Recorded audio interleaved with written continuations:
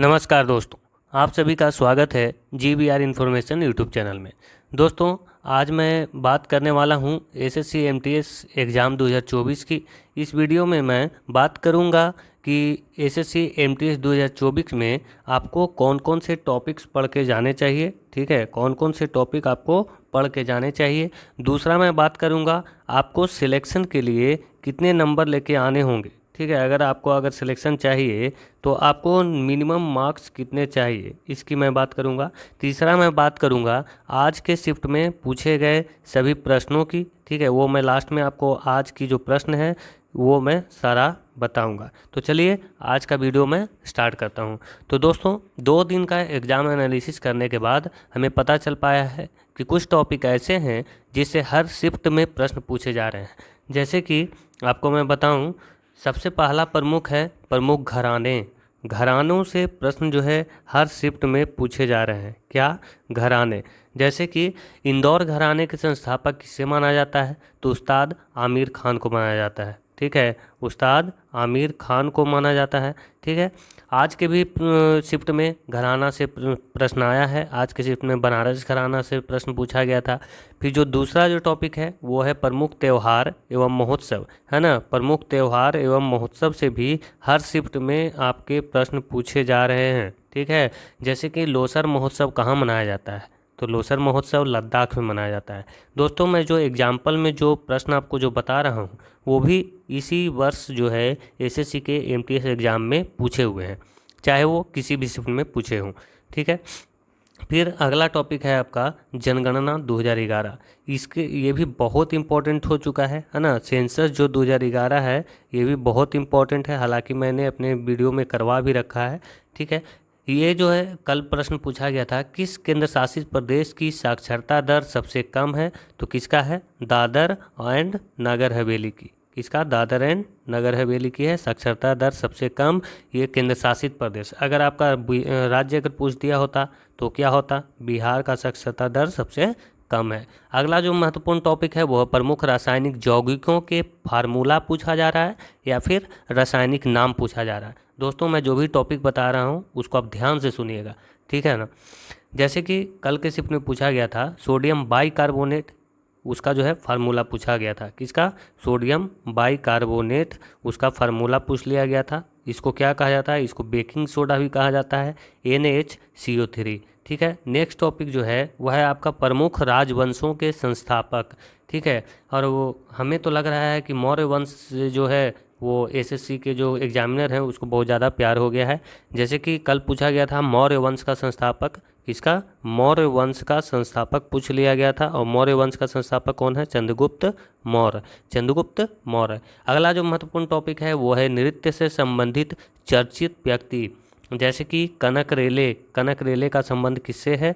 तो वो किससे है? मोहिनी अट्टम से कनक रेले का संबंध है, मोहिनी अट्टम। ठीक है, तो ये बहुत इंपॉर्टेंट है। जो चर्चित व्यक्ति हैं, प्रमुख नृत्यों से जो संबंधित व्यक्ति हैं उन वो आपको याद होना चाहिए। फिर जो नेक्स्ट टॉपिक है वो है प्रमुख फसल। प्रमुख फसल। प्रमुख फसल कहने का मतलब है, जैसे आपसे पूछा जा सकता है कि रबी फसल की बुआई जो है वो कब होती है? तो आप रबी फसल की बुआई कब होती है? तो अक्टूबर से नवंबर में इसकी बुआई होती है। तो ये आपको पता होना चाहिए। खरीफ फसल कब बोया जाता है, कब काटा जाता है। जायद फसल कब बोया जाता है, कब काटा जाता है। कौन सी फसल रबी फसल है, कौन खरीफ फसल है, ये आपको अच्छे से जानकारी होनी चाहिए। उसके बाद है प्रमुख इंडेक्स। प्रमुख इंडेक्स से भी प्रश्न पूछे जा रहे हैं, है ना। तो जैसे कि अभी जो है हेनले पासपोर्ट इंडेक्स में भारत को कौन सा स्थान प्राप्त हुआ है? तो 85वां है। ठीक है, ये आपको इंडेक्स पता होना चाहिए। उसके बाद आपको अनुसंधान केंद्र पता होना चाहिए। क्या? अनुसंधान केंद्र।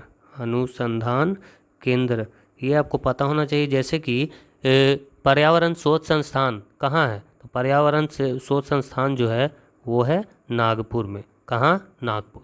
उसके बाद नेक्स्ट जो टॉपिक है वो है अवार्ड। जो प्रमुख जो अवार्ड हैं वो आपको पूरा याद होना चाहिए। जैसे कि हिंदी का साहित्य अकादमी पुरस्कार किसे दिया गया? तो वो दिया गया था संजीव को। किसके लिए? तो इनकी एक कविता थी मुझे पहचानो, उसके लिए दिया गया था। तो जो अवार्ड है वो महत्वपूर्ण टॉपिक है। अनुसंधान केंद्र, इंडेक्स, ये आपको याद होने चाहिए। उसके बाद जो है प्रमुख टॉपिक वह है मौलिक कर्तव्य, क्या? Fundamental duties. बहुत इंपॉर्टेंट टॉपिक है दोस्तों, इससे तो प्रश्न एकदम बन रहा है। ये एसएससी का जो है एकदम फेवरेट टॉपिक हो चुका है। एसएससी का फेवरेट टॉपिक हो चुका है फंडामेंटल ड्यूटीज। ठीक है, ड्यूटीज मतलब मौलिक कर्तव्य। जैसे कि मौलिक कर्तव्य का वर्णन संविधान के किस अनुच्छेद में है? तो ये जो है संविधान के अनुच्छेद 51 के ए में है। और ये कौन सा भाग है? तो भाग 4 के ए में है ना। इसको कब जोड़ा गया था? 1976 में जोड़ा गया था। सरदार स्वर्ण सिंह समिति की सिफारिश पर जोड़ा गया था। 42वें संविधान संशोधन के द्वारा जोड़ा गया था। और जो इसमें जो 11 जो मौलिक कर्तव्य हैं ये आपको अच्छे से याद होना चाहिए, ABCDEFGH ऐसे करके। ठीक है, उसके बाद जो महत्वपूर्ण टॉपिक है वो है प्रमुख व्यक्तियों के पुस्तक। जैसे कि कोई ऐसा बुक जिसको कोई ना कोई उसको अवार्ड मिला हो, या फिर उसको बुकर अवार्ड मिला हो, ठीक है, या फिर साहित्य पुरस्कार उसको कोई मिला हो। जैसे The Race of My Life किसकी पुस्तक है? ये मिल्खा सिंह की पुस्तक है। कौन? The Race of My Life. एक और पुस्तक मैं आपको बता देता हूँ, The White Tiger. The White Tiger जो है अरविंद अडिगा की पुस्तक है। और इसको जो है वो क्या बुकर पुरस्कार, इंटरनेशनल बुकर पुरस्कार भी मिल चुका है। ठीक है, उसी तरह से अरुंधति राय की भी पुस्तक है जिसको बुकर पुरस्कार मिल चुका है। तो ये आपको पुस्तक जो है वो याद होने चाहिए। राजनीतिक पार्टियां, जैसे कि आपसे प्रश्न पूछा जा रहा है कि जो राज्य स्तरीय जो पार्टी हैं उनको राष्ट्रीय पार्टी की अगर मान्यता प्राप्त करनी है तो उसके लिए क्या क्या शर्तें उनको आवश्यकता है। जैसे कितना % मत उनको मिलना चाहिए, कितने राज्यों में उनकी पार्टी होनी चाहिए। ठीक है, उसके बाद है महत्वपूर्ण टॉपिक भारत के वायसराय से भी प्रश्न जो है वो बन रहे हैं। जैसे कि मैं आपको बताऊं कि 1947 में जो है वो वायसराय कौन थे? तो 1947 में लॉर्ड माउंटबेटन थे। तो ये आपके प्रश्न बन रहे हैं वायसराय से। फिर T20 वर्ल्ड कप आपको पता होना चाहिए, T20 वर्ल्ड कप। उसके बाद टाटा IPL, क्या? टाटा IPL, WPL, ये मैं खेल के बारे में बता रहा हूँ। ठीक है, WPL के बारे में पता होना चाहिए। पेरिस ओलंपिक के बारे में पता होना चाहिए और पैरालंपिक के बारे में भी पता होना चाहिए। और साथ ही साथ इसका सबसे महत्वपूर्ण जो है टॉपिक वो है ये इन सब खेलों में जो चर्चा में रहे हैं व्यक्ति। ठीक है, इन खेलों में T20 में, IPL में या WPL मतलब वुमेंस प्रीमियर लीग, ओलंपिक में और पैरालंपिक में, इनमें जो बहुत ज़्यादा जो चर्चित व्यक्ति हैं वो किस खेल से संबंधित हैं वो आपको पता होना चाहिए। किस खेल से वो व्यक्ति संबंधित है वो आपको पता होना चाहिए, क्योंकि यहीं से प्रश्न बन रहे हैं। जैसे कि आपसे प्रश्न पूछ लिया जाता है WPL में RCB के कप्तान कौन है? तो RCB के कप्तान कौन है? स्मृति मंधाना। क्या? स्मृति मंधाना। तो ये सारे प्रश्न आपको ये टॉपिक पता होना चाहिए। जो नेक्स्ट टॉपिक है वो है आपका मौर्य वंश। देखिए मैंने इसको अलग से रखा है क्योंकि ये जो है एसएससी का एकदम फेवरेट बन चुका है। हमको समझ में नहीं आ रहा है क्या, मतलब एसएससी कल भी पूछ लिया गया था कि मौर्य वंश का संस्थापक, आज पूछ लिया गया जैसे ब्राह्मणी लिपि किसने पढ़ी, है ना। तो ब्राह्मणी लिपि जो है वो जेम्स प्रिंसेप पढ़े थे। हालांकि ये भी मौर्य वंश में ही आएगा क्योंकि अशोक का जब भी बात आ रहा है तो अशोक तो मौर्य वंश से संबंधित हैं। अशोक के जो शिलालेख हैं वो भी मौर्य वंश में ही आएंगे। और जो इनके ये जो ब्राह्मणी लिपि है, ब्राह्मणी लिपि, खरोष्ठी लिपि, अरमाइक लिपि, ये सारी लिपियाँ जो हैं वो किस में प्रयोग हुई हैं? वो शिलालेख अभिलेख में प्रयोग हुई हैं। तो ये भी जो है मौर्य वंश से ही संबंधित है। तो ये अगर मौर्य वंश आप करेंगे तो ये भी कवर हो जाएगा जेम्स प्रिंसेप। ठीक है, अगला जो टॉपिक है वो है भारत के पड़ोसी देश। जैसे कि भारत के पड़ोसी देश जो भी हैं, पाकिस्तान, नेपाल, बांग्लादेश, भूटान, ठीक है, चाइना, अफ़गानिस्तान, श्रीलंका, मालदीव्स, बांग्लादेश, म्यांमार, ये सब पता होना चाहिए। जैसे कि स्थल सीमा से लगने वाले कुल कितने देश हैं? भारत के स्थल सीमा से 7 देश टोटल लगते हैं। तो ये आपको पता होना चाहिए भारत के पड़ोसी देश के बारे में। फिर अगला जो टॉपिक है वो है महत्वपूर्ण, बहुत महत्वपूर्ण है। ठीक है, ये आपको करने में थोड़ा टाइम भी लगेगा। ठीक है, 2022 और 2023 में जो पद्म पुरस्कार मिले हैं, क्या पद्म पुरस्कार, इससे तो सवाल एकदम बन ही रहे हैं, चाहे कोई भी एग्ज़ाम हो, CGL हो या CHSL हो या MTS हो, ठीक है, इससे एकदम सवाल बन रहे हैं, इसलिए इसको एक बार ज़रूर कर लीजिए। उसके बाद आपको जो महत्वपूर्ण टॉपिक है वो है केंद्रीय योजनाएं। केंद्रीय योजनाएं, इससे भी प्रश्न अब बनने लगे हैं और ये बनेंगे ही, क्योंकि ये बहुत इम्पोर्टेंट चीज़ें हैं, तो ये तो बनना ही चाहिए, ठीक है। जैसे कि PM स्वनिधि योजना किस मंत्रालय से संबंधित है, तो ये किस मंत्रालय से है? PM स्वनिधि योजना जो है वो किस मंत्रालय से संबंधित है, तो ये जो है वो है आवास एवं शहरी मंत्रालय से संबंधित है, ठीक है। तो ये जो टॉपिक है आपको इतना ज़रूर कवर होना चाहिए।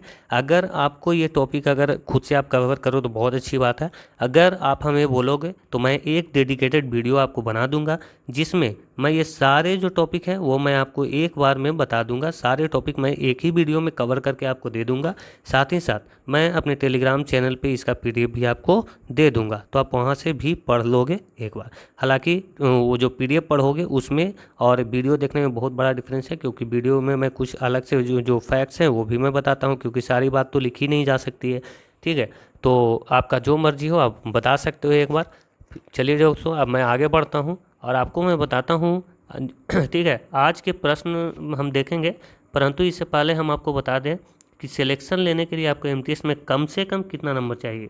तो MTS में जो है वो कम से कम, क्योंकि इस बार तो वैकेंसी कुछ अच्छी है, तो आपको लगभग मिनिमम 130 मार्क्स तो चाहिए ही दोस्तों, ठीक है। 130 मार्क्स मिनिमम है, ये मैं गारंटी नहीं ले रहा हूँ, और ये मैं ऐसे ही मतलब कि एक प्रेडिक्शन लगा रहा हूँ, ठीक है। 130 हो सकता है, इससे 2 नंबर कम भी जाए, या हो सकता है 2 नंबर 3 नंबर अधिक भी चला जाए, ठीक है। तो इतना आप माइनस प्लस करके चलना, ठीक है। अब मैं आज का प्रश्न जो आज जो पूछे गए हैं वो प्रश्न अभी देखते हैं, लेकिन दोस्तों मैं वो प्रश्न बताने से पहले आपको मैं बता दूं कि ये प्रश्न जो हैं वो नहीं भी पूछे गए हो सकते हैं, क्योंकि मैंने तो एग्ज़ाम दिया नहीं है। जो बच्चे बताते हैं वही प्रश्न मैं बताता हूँ, ठीक है। वो रियल हैं या फेक हैं वो तो आप डिसाइड करोगे, ठीक है ना। तो मैं ज़्यादा डिटेल में नहीं जाऊंगा, मैं सिर्फ उसे आपको बताऊंगा, क्वेश्चन और आंसर बताऊंगा, ठीक है। तो स्टार्ट करते हैं। पहला क्वेश्चन आज पूछा गया, एक मिनट। राजन और साजन मिश्रा किस घराने से संबंधित हैं, तो ये जो है वो बनारस घराने से संबंधित हैं। किससे? बनारस घराने से संबंधित हैं राजन और साजन मिश्रा, ठीक है। जो दूसरा जो क्वेश्चन है वो है ब्राह्मणी लिपि को सर्वप्रथम किसने पढ़ा, तो ये पढ़े थे जेम्स प्रिंसेप। कौन? जेम्स प्रिंसेप पढ़े थे, जेम्स प्रिंसेप, ठीक है। जो तीसरा है वो है 3 अलग अलग राज्यों से जो है वो 2% सीटें जीती होनी चाहिए। जैसे कि पूछा गया था कि जो राष्ट्रीय पार्टी हैं, पार्टी उसका दर्जा अगर प्राप्त करना है तो किसी पार्टी को, जो राज्य स्तरीय पार्टी हैं, उनके लिए क्या क्या शर्तें हैं, तो क्या शर्तें होती हैं उनके लिए, तो 3 अलग अलग राज्यों से लोकसभा में 2% सीटें वो जो हैं वो जीती हों, या फिर लोकसभा या विधानसभा में कम से कम 4 राज्यों में वैध मतों का जो है वो कितना 6% वोट उसको मिला हो। अगर वोट की बात करें तो कितना 6%, अगर सीट की बात करें लोकसभा में तो 2% कम से कम जीते होने चाहिए, ठीक है। तो ये जो है वो शर्तें हैं। उसके बाद जो है पूछा गया था चौथा प्रश्न, PM स्वनिधि योजना जो है वो किस मंत्रालय के अधीन आता है, तो अभी मैंने आपको बताया था आवास एवं शहरी मंत्रालय, आवास एवं शहरी मंत्रालय। तो ये भी जो है ये मैं प्रश्न आपको बता चुका हूँ, ठीक है। अगला प्रश्न हम देखते हैं कि अगला प्रश्न आज क्या पूछा गया है। तो अगला प्रश्न जो पूछा गया वो है कि अगर किसी जगह अगर बाढ़ आ जाता है, अगर बाढ़ आ गया, वहाँ पे जो है रेत अगर जमा हो गए, तो किस कारण से जो है वहाँ के जो पौधे हैं वो ख़त्म हो जाते हैं। तो वहाँ के पौधे क्यों ख़त्म हो जाते हैं, तो सबसे पहले तो वहाँ पे क्या नहीं होगा, वहाँ पे जो है ऑक्सीजन की कमी हो जाएगी। क्या होगी? ऑक्सीजन की कमी हो जाएगी। हो सकता है ये आपके ऑप्शन में ना हो, तो आप ये भी कर सकते हो, वहाँ पे फोटोसिंथेसिस यानी प्रकाश संश्लेषण नहीं हो पाएगा, है ना, और श्वसन नहीं हो पाएगा, इस कारण वहाँ के पौधे ख़त्म हो जाएंगी, ठीक है, ठीक है। अगला जो प्रश्न पूछा गया वो था हॉर्नबिल महोत्सव। ये हॉर्नबिल महोत्सव जो है वो कहाँ से संबंधित है, तो ये नागालैंड से संबंधित है। देखिए दोस्तों, मैंने जो भी टॉपिक बताए उसी से प्रश्न आ रहे हैं, ठीक है। मैंने वो जो टॉपिक है वो 2 दिन एनालिसिस करने के बाद आपको बताया है, तो बहुत इंपॉर्टेंट है, ठीक है। आप एक बार बताइएगा ज़रूर वो वीडियो चाहिए आपको या फिर नहीं चाहिए। अगर आप बोलोगे तो मैं 1 या 2 दिन में उसको पूरा टाइप कर लूँगा और आपको परसों तक वो प्रोवाइड करवा सकता हूँ मैं। आगे अगला जो प्रश्न था, ये पता नहीं ये प्रश्न पूछा भी गया है या नहीं, मुझे तो डाउट हो रहा है, क्योंकि एसएससी के दिन इतने भी नहीं गिर गए कि वो इतने ऐसे प्रश्न पूछे, है ना। ये प्रश्न था, एक था टी शर्ट जो है, टी शर्ट उतारने वाली प्रश्न थी कि सौरभ गांगुली ने जो है वो किस मैच में अपनी टी शर्ट उतारी थी, है ना। ये कोई प्रश्न है, मुझे समझ में नहीं आ रहा है, ऐसा कौन प्रश्न पूछता है भाई। क्या एसएससी को जो है वो प्रश्नों की कमी हो गई है जो ऐसा प्रश्न पूछ रहा है वो, है ना।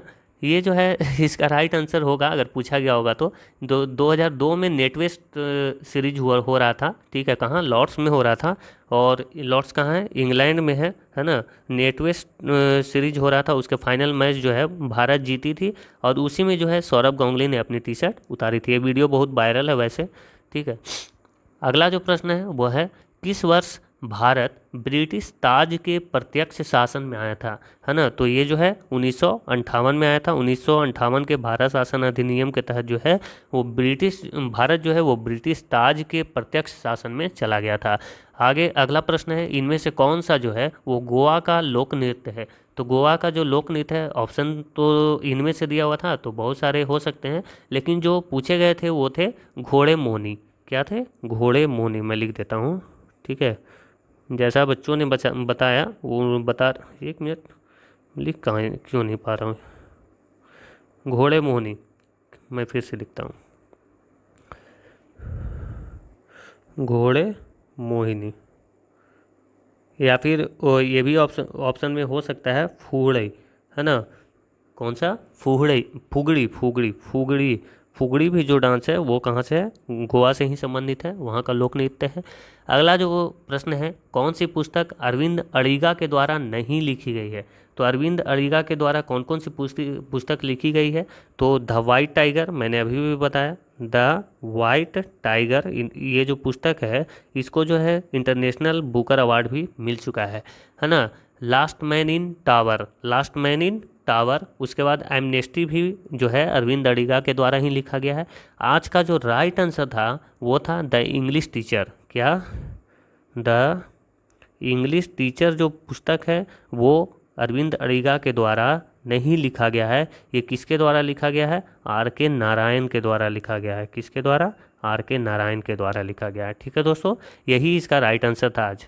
आगे बढ़ते हैं, कौन सा वायु समूह जो है भारत में, सॉरी आयु समूह, कौन सा आयु समूह जो है वो भारत में कामकाजी समूह का गठन करता है। मतलब जो भारत में कितने वर्ष के जो लोग हैं वो कामकाजी समूह बनाते हैं। तो भारत में जो है 15 वर्ष के जो व्यक्ति है वो भी कामकाजी समूह से जुड़ जाते हैं और लगभग 59 वर्ष तक के लोग जो है वो कामकाजी समूह बनाते हैं। तो 15 से 59 वर्ष इसका राइट आंसर होता है, ठीक है। हो सकता है 1-2 आगे पीछे दिया हो।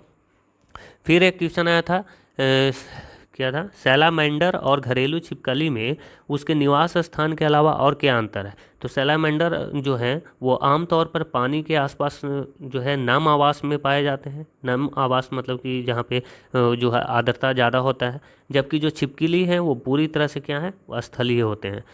और जो सैलामेंडर है वो कहाँ, पानी के आसपास जो नम क्षेत्र होते हैं वहाँ पे पाए जाते हैं। छिपकली क्या है, तो पूरी तरह से स्थलीय है, ठीक है। अगला जो प्रश्न है, मौसम वैज्ञानिकों के अनुसार भारत में वास्तविक मौसम कौन सा नहीं है। तो जो पश्चिमी हवा जो होता है, वेस्टर्न वाला पश्चिमी हवा मौसम, वो जो है मौसम वैज्ञानिकों के अनुसार वो भारत का वास्तविक मौसम नहीं है। फिर आया था ब्रॉड गेज से प्रश्न आया था, जो रेलवे में जो बहुत सारे जो गेज होते हैं उसमें क्या होता है, ब्रॉड गेज भी होता है। और ब्रॉड गेज की लंबाई पूछी गई थी, तो इसका अगर मीटर में दिया होगा तो 12.8 मीटर इसका राइट आंसर होगा, ठीक है। आगे था प्रश्न, कमलिनी अस्थाना और नलिनी अस्थाना को 2022 में पद्म श्री मिला था, ठीक है। किसको, कमलिनी अस्थाना और नलिनी अस्थाना को जो है 2022 में पद्मश्री मिला था। वे किस नृत्य से संबंधित है। तो वे जो है वो कथक से संबंधित है। कथक जो कि उत्तर भारत का एक नृत्य है। कैसा नृत्य है, तो ये शास्त्रीय नृत्य है, ठीक है। तो ये था प्रश्न। अगला प्रश्न जो है वह है 2021 ICC men's T20 world cup के फाइनल में भारत के रेफरी कौन थे। तो भारत के रेफरी थे जवागल श्रीनाथ। कौन, जवागल श्रीनाथ। वैसे मैंने जो वीडियो जो डाला था उसमें मैंने जो भारत के कौन कौन से रेफरी थे T20 में वो मैं बताया था। जवागल श्रीनाथ जो है इसका राइट आंसर है। कौन? तो 2021 के जो T20 वर्ल्ड कप फाइनल था उसमें। अगला जो प्रश्न है दोस्तों वो है, एक घाटा जो है, घाटा मतलब लॉस, डेफिसिट किसका सामान्य एग्जाम्पल है? तो ये जो है घाटा कमी का एग्जाम्पल है, हानि या कमी का सामान्य उदाहरण है। ठीक है। सार्वभौम मताधिकार की न्यूनतम आयु कितना है? तो जो सार्वभौम जो मताधिकार का न्यूनतम आयु है वो कितना है? 18 वर्ष है। ठीक है। तो ये भी जो है आज के शिफ्ट में ये प्रश्न पूछे गए थे। अगला जो प्रश्न है वो है, APJ Abdul Kalam life time achievement award 2023 से किसे सम्मानित किया गया था? तो ये किया गया था TK रंगराजन को। किसको? TK रंगराजन। ठीक है। इनको जो है APJ Abdul Kalam life time achievement award 2023 मिला था। अगला प्रश्न आया था आज, बीदर फोर्ट का आकार कैसा है? बीदर जो किला है उसका आकार कैसा है? तो इसका आकार जो है वो आयताकार है। कैसा? आयताकार, या फिर आप बोल सकते हो समचतुर्भुज के आकार का है। अगला प्रश्न जो है, बावड़िया जो है वो भारत का बहुमंजिला भूमिगत संरचना है। इसका उपयोग किस लिए किया जाता है? भारत में इसका उपयोग क्यों किया जाता है? तो जल के भंडारण के लिए। किस लिए? जल भंडारण या संचयन आप बोल सकते हो। जल भंडारण में इसका उपयोग किया जाता है। किसका? बावड़िया का। ठीक है। तो ये थे आज के प्रश्न, मैंने आपको सारे प्रश्न आज के बता दिए। ठीक है। अगर वीडियो अगर पसंद आए तो इसे एक बार लाइक कर दीजिएगा, और अगर आपको वो वीडियो अगर चाहिए ये सारे टॉपिक्स का तो आप बताना मुझे, मैं इसका अच्छे से PDF तैयार करूँगा और ये आपको परसों तक ये मैं वीडियो आपको दे दूँगा। ठीक है दोस्तों, उसकी PDF मैं अपने टेलीग्राम पे भी दे दूँगा। चलिए दोस्तों, धन्यवाद। जय हिंद।